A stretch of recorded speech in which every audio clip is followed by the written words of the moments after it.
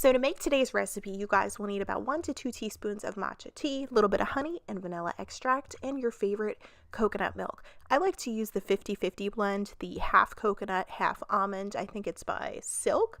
I just prefer the taste of that. So we are going to take a mixing cup, or if you don't have a electric whisk, you can also use a mason jar. You're going to combine all of your ingredients together.